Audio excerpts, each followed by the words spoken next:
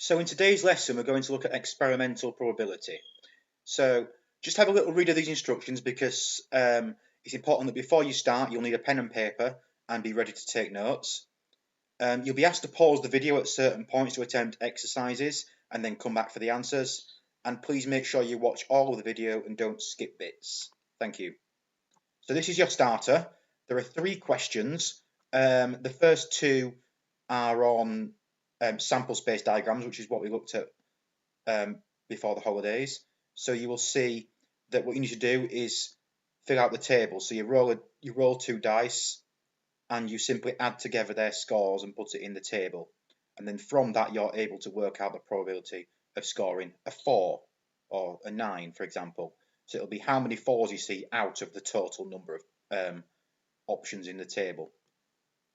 There's another one at the bottom like this in the green section, and then the one on the right hand side is frequency trees.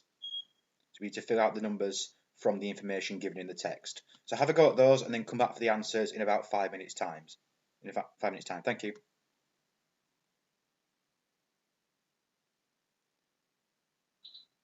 Right then, so here are the answers. You fill out your table by adding them together, and the number of 4s, well, there are 3 of them. 1, 2, 3. So it's 3 out of 36. The number of 9s is 1, 2, 3, 4. So it's 4 out of 36 in total. If you count them up, there are 36 numbers in the grid. And you do the rest in a similar way. The bottom table is similar. Just complete the table and then count them up. Now the one on the bottom right, the one on the right, there are 76 women, so that goes in the table, which means that you've got to make 1, 2, 4, so there's got to be 48 men. And then it says 6 men made it through to the final, so 6 men goes there, and then there must be 42 that got eliminated to make 48. And then because there are 14 people made it to the final in total, you've already got 6 in the men, so it must be 8 women. And then you fill out the 68 for eliminated because it's got to make 76. Right then, so experimental probability. So we'll see what this is in a second, but those are the learning objectives. You want to have a quick read.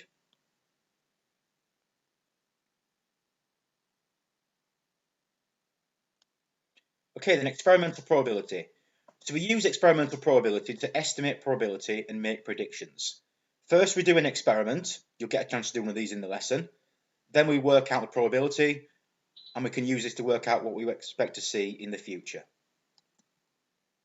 So you need to write down this formula, please. It's very important. So pop me on pause while you just write this down. Thank you.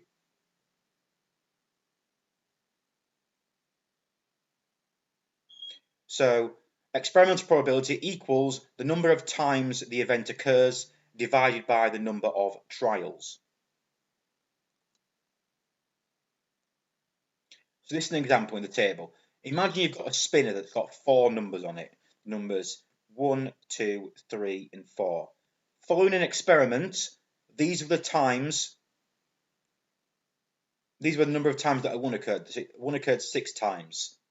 2 occurred 11 times. 3 occurred 19 times. 4 occurred 14 times. Find the probability of spinning a 4. Well, the way you do this is you use your formula. So 4 occurred 14 times out of 50 in total, because 6 plus 11 plus 19 plus 14 equals 50. So you get, it's going to be 14 out of the total, which is 50. And you can just work that out as a decimal. To get it as a decimal, just type in your calculator 14 divided by 50. Right, let's see another one. This is the same example, but I want to find the probability of scoring a number greater than 2. Remember, it's the number of times that occurs divided by the total number of spins that happened. So how many times do we get a number greater than 2? Well, to be greater than 2, it's got to be 3 or 4. So that occurred 19 and 14. So it's 19 plus 4 plus 14. So you add together 19 and 14, you get 33.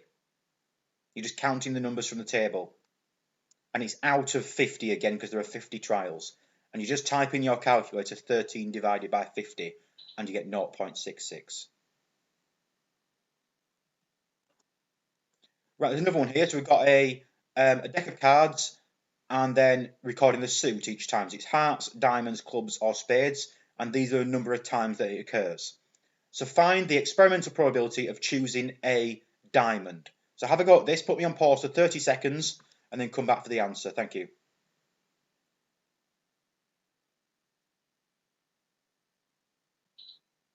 Okay, then the answer. There are 9 times the diamond occurs out of 26 in total. Can you see 5 add 9 is 14, you get 21, and you get 26. So it's 9 out of 26, and that is your answer. That's it. I mean, you can write it the decimal by doing 9 divided by 26 if you want to, but here I didn't ask you to do that. Just 9 out of 26. Okay? Next question then, same table again. Probability of choosing a card that is not a club. So not a club. Again, pause me for 30 seconds while you have a go at these. Thank you.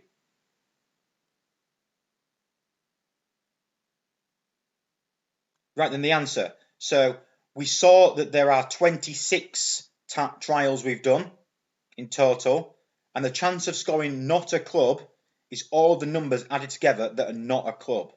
So it's 5, add 9, which is 14, add 5, which is 19. So that means, ignoring this at the moment, you get 19, those are numbers that are not a club, out of 26, and that's your answer. Alternatively, you could have done, well, you know there are 7 out of 26 clubs, so you need to work out, so it's got to be 19 to make 26, but I would just count out the numbers that are not a club.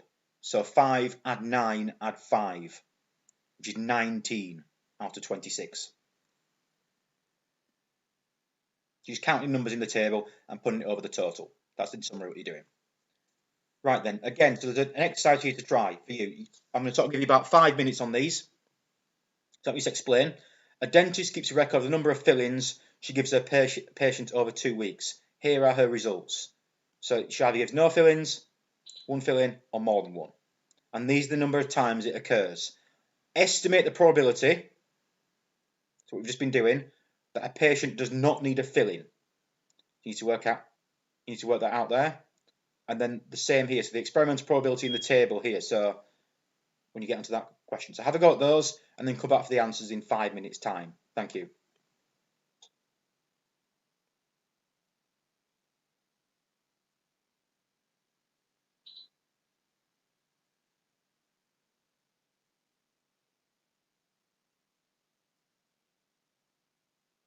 Okay, then the answers.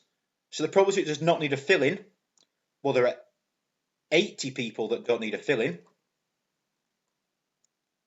And there are 150 people in total. So it's 80 out of 150. You can simplify that if you want to.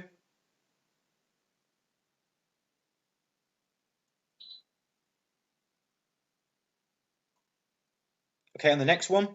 So I want the experimental probability in these ones. So you need to work out the total first of all. So the total will be 8 add 28, 8 adds 20, which is 28, add 45, which is 73, and then add 82, which is, oh, sorry, I told you something wrong there.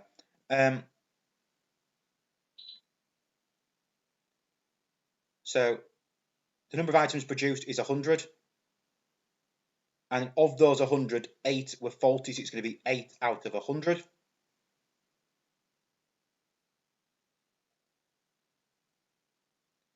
Which is 0.08. Now, if you do the trial 200 times, this is slightly different to the previous question, then it will be 20 out of 200, the number of faulty items. The next one will be 45 out of 500, which is 0.09, and it'll be 82 over 1,000, which is 0.082. So what this bottom table is slightly different to the bottom one, because what we're doing is you're repeating the experiment with more trials each time. Now you can see that if you have more trials, the more accurate your results. You would trust the best estimate to be the one with 1,000 on. But don't worry too much about question 2, because that was slightly different. I'm most interested in question 1.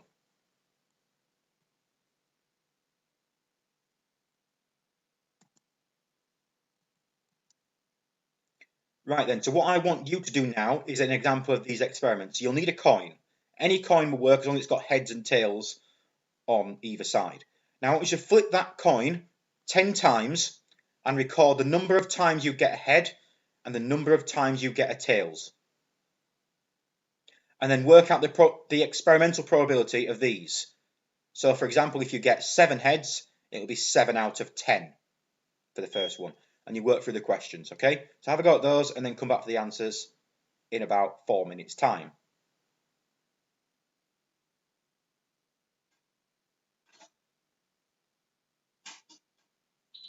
Right, so depending on what you've got, will change your answer. So I will sort of assume you had 7 heads and 3 tails for mine. So I'd put 7 over 10 for this one, and then 3 over 10 for this one. If you've got different answers, there'll be different numbers. Now, the theoretical probability, you expect it to be 50-50. So you expect your answers to be 5 over 10, both of them. So that's how they're different, because they're slightly different to that. Now, do you think it's fair or biased? So biased means unfair. Well, we kind of know it's fair, because we know a coin is fair. So what you would probably say here is that if you've got a biased result, then you've just not done enough trials. So if you did more and more trials, it'll get more like the theoretical 0.5. So that's the answer to part E. You just do more trials.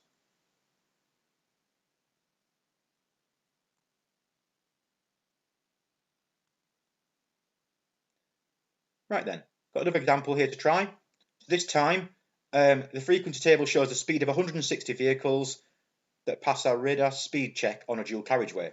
So these are the speeds, and these are the number of times that it happens. I want you to try on your own to work out part A. Part B is an extension. So what is the experimental probability that a car is travelling faster than 70? So you need to work out how many were 70 out of the total. So have a go at that now, and then come back for the answer.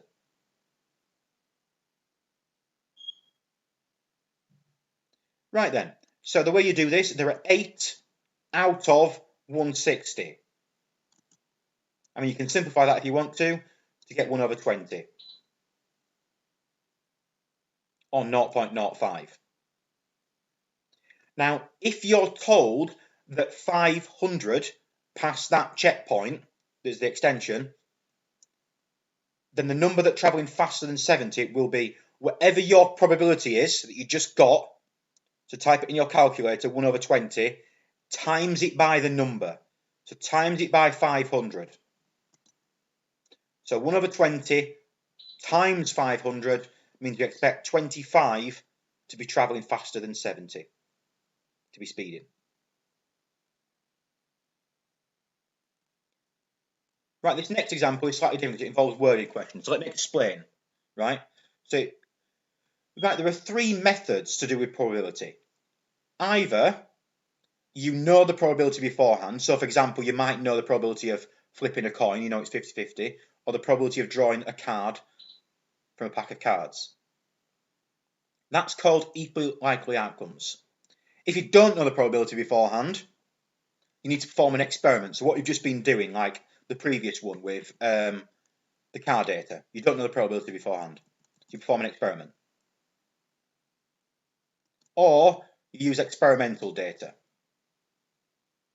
Right then, so there's 3 methods. So it's either equally likely, where you know the probability beforehand, experimental data, where you perform an experiment, or use historical data to inform your estimate. So there's 5 questions here. So which one of these would we use for each example? So first of all, the chance that someone in your class will go abroad for a holiday this year. Will we use equally likely, i.e. do we know the probability beforehand?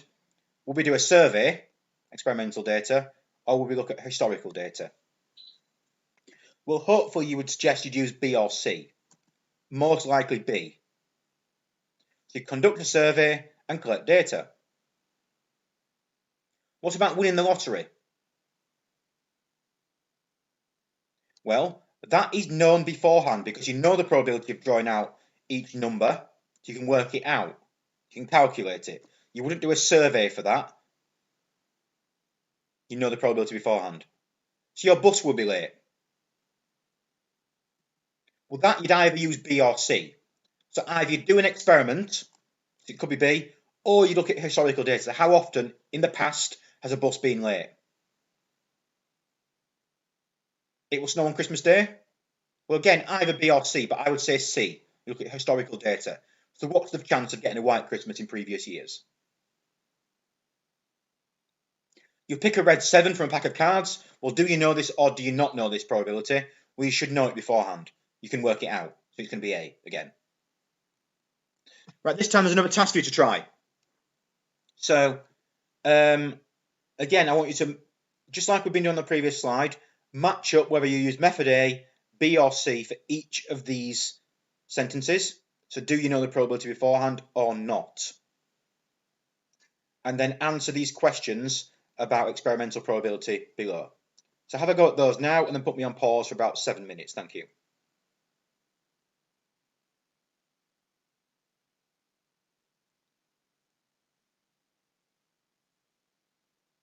Right, and the answers. So how people will vote in the next election? Well, you look at historical data or you're doing a survey. So question A is B or C. Question B, you'd do an experiment, so that'd be B. C, you would look at experimental data. Historical data, sorry. To see how often that happens. Or D would be method A because you know the probability beforehand. So it would be, in these ones it would be B or C, then it would be C. Sorry, A would be B or C, B would be B, C would be C, and D would be A. Now question 2, experimental probability of each number. There's 200 in total, so P of getting a 1 is going to be 19 out of 200. Getting a 2 is going to be 27 out of 200. It's always out of 200, it's just the number, and you work them all out. Now, if the spinner was fair, you'd expect all those numbers to be the same. So they should all be 40. There are 200 in total, split between 5, so you expect each one to be 40.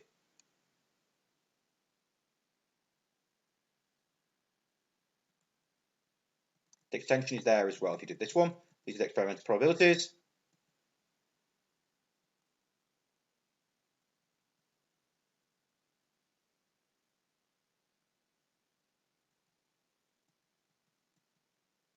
So finally, there's a task for you to try here.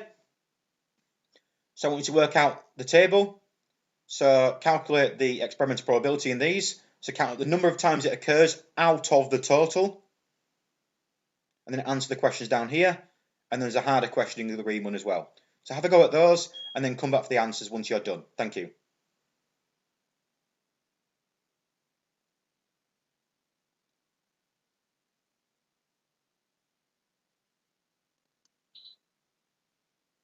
Right, so here are the answers. So there are 22 heads out of 30. There are 8 tails out of 30. Is the coin biased? Well, it looks like it is with the number of trials that have happened. It looks like it is. And the reason for that is because heads appears to be more frequent than tails. The experimental probability of obtaining a head is 22 out of 30, so 0.73. And then the last one, you're going to be 400 spins. So you look at the relative probability, 0.23, and you times by 400 and get 92. So those are your answers. Mark those and then red, amber, green, purple your work, and then that's the end of the lesson. Thanks for listening. Thank you, everybody.